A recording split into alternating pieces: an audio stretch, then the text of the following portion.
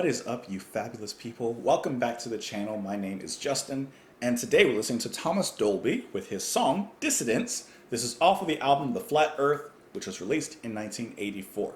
So many of you, decent amount of you, have been asking me to listen to this album, to return to Thomas Dolby, so I figured why not at least take the first song off the top, see where we go from there. Who knows who will go from there? You never know. I could not like this song and just abandon it, or I could fall in love with it and let it go to the next one, and the next one, and the next one. You never know what's going to happen on Just JP. Sometimes I don't even know. Speaking of Dissidents, and this story really has nothing to do with that. I was mopping yesterday, and you know how the bucket is there, and you have your mop, and you move the bucket with the mop? I was doing that, and I completely spilled the water everywhere. Now, I don't know what everyone else would do. I just took the opportunity to use that water and clean up the rest of the house. I spread it everywhere. Took a few hours and a few fans and a few towels to dry, but it did dry eventually. Anyways, you're more than welcome to join me on Twitter in the comments down below. Let's jump into it. This is Thomas Dolby with Dissidents.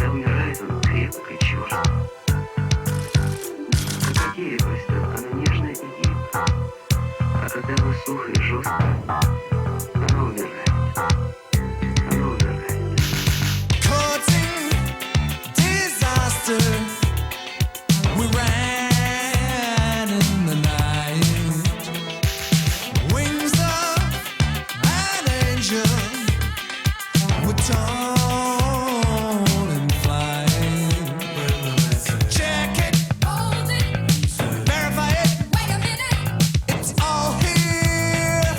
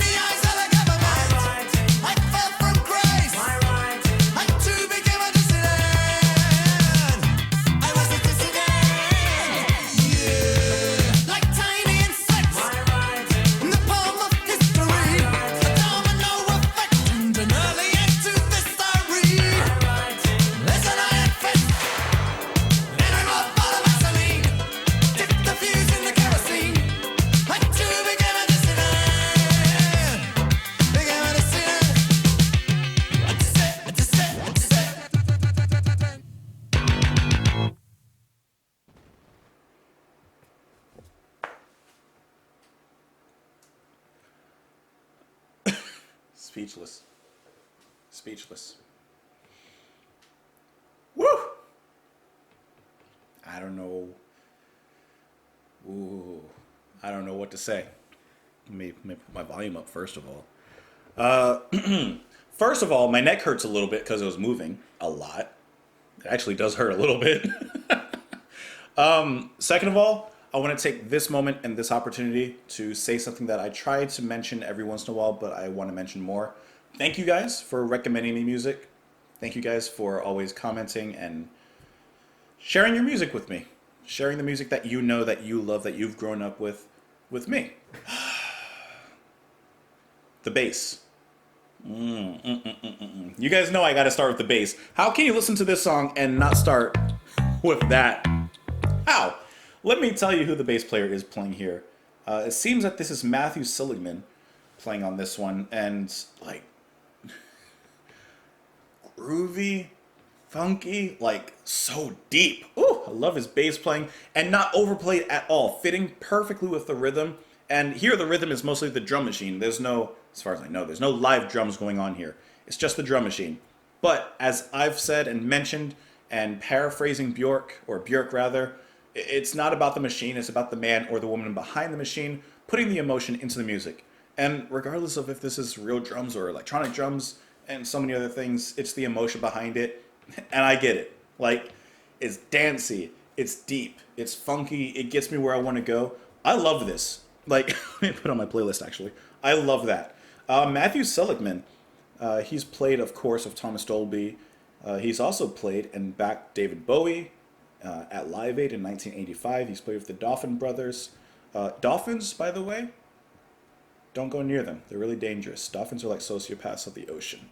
But yeah, I mean, like, his bass playing was fantastic. He's played with Sinead O'Connor, Morrissey, Tori Amos. I mean, he's played with a lot of people, and I would think that he'd be in high demand from his bass playing. Like, like, it's just so good. Thomas, love his vocals. He's handling, as far as I know, all of the synth work, any keyboard work, and all of that stuff. I love it because this type of electronic music I think is really cool. And of course, you can go into more modern day types of electronic music. For example, like dubstep and IDM and all that kind of stuff. I really like the glitchiness of that type of music. So in here we get a lot of that. Huge amounts of melody. But you also got some glitchy sound effects and kind of production magicry that kind of plays with your ears and plays with the groove a little bit. I especially like the end, how we get that deep wave of synth. Love that because it takes away and it moves away from all of that production fancy and just brings in this really deep and rich synth. I love that change. A little past here. This. That. It brings it and boils it down to something more simple than, for example, going back like this, right? This is like the fun, the funky, the groovy, and the movie. The move. You guys know what I meant. But like, that's what this is. But I like how at the end, it brings it back. Not that far. No, not to the chorus. Bring it back down again. Right here. Brings it down to something earthy, spacey, cosmic, celestial. This just sounds like everything. Gothic. I love that. That is fantastic. Love the passionate singing of Thomas Dolby as well. I think his voice fits nicely within the music. It's not overly intense, but just the right amount of intense. And hear me out just a little bit, because you guys know that my favorite artist is David Sylvian. This sounds like a somewhat electronic version of David Sylvian's early stuff. Just a little bit. Like, take David Sylvian's early stuff, or even late style Japan, like Tin Drum. Take like that style, put it with like a little bit more electronics, and I think you have two sides of the same coin. I don't know, just random observation. Woo. I love that space in there. See, oh, and that melody, that's a beautiful melody, by the way. All right, so let's just get one more thing straight, okay? This was released in 1984, which is like one of the blossoming moments and eras, as far as I know, of electronic music like this, okay? Isn't it so interesting how you can have the same technology and Thomas Dolby, who's using this for dancey and yet deep vibes, and then you get like disco and other things, like more saccharine and easily digestible, you know? Neither of which are bad. I just think it's interesting the two uses of the technology. And this can go according to anything in music, you know? It's the instrument and the person who's behind the instrument that uses it, that you get two completely different things. All right, let's get into the lyrics on this one because the music was kicking. One more young rider slid away in the night. Over the border, he will drown in light. Hold it, wait a minute, I can't read my writing, my own writing. Like tiny insects in the palm of history, a domino effect in a cloud of mystery. My writing is an iron fist in a glove full of Vaseline. But dip the fuse in the kerosene, I too become a dissident. Okay, so I'm getting some sort of story out of this. The young writer, he's trying to escape somewhere. He's going over the wall. Perhaps he's escaping a country. And perhaps he's writing like political statements against, let's just say, the government or a dictator in that country. So when he goes over the wall, he's trying to escape the country. And then it says, over the border, he will drown in light. Like the searchlights have caught him, so he's drowning in the lights. Could also be drowning in some torture if he gets caught. And then he says, I can't read my writing, my own writing, like tiny insects in the palm of history. Well, when I think of someone having a bug in their hand, it's like insignificant. More than likely the person will crush them, or the bugs. So his writings are like nothing in the palms of history. Whatever he's writing about is not going to change anything. He says his writing is like an iron fist, but in a glove of Vaseline. So does that mean like the glove slips on easy? Or does that mean like his fist will have no effect? It'll be soft? But dip the fuse in the kerosene, I too become a dissident. He too becomes a rebel. Someone speaking out against, I would just assume, the government. Courting disaster we ran in the night. Wings of an angel were torn in flight. Check it, verify it, it's all here in writing, down in writing, at the hands of the press and in the eyes of the government. Okay, so he was running away like an angel, but his wings were torn in flight as he was running away. So he got caught, you know? that's what I can get, that's all I get from that. He says he fell from grace. He too became a dissident. So perhaps he was working for the government at one time, or he supported them at one time. But as he says, he fell from grace and he became a dissident. A domino effect and an early end to this story. My writing is an iron fist in a glove full of Vaseline. And he repeats the lyrics there. So yeah, that's what I'm getting out of it. And listen, I think this music is fantastic.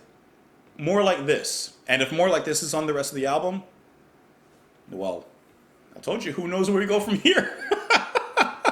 Anyways, let me know your thoughts, please, in the comments. You can also join me on Twitter. You can follow me there. I post random stuff sometimes.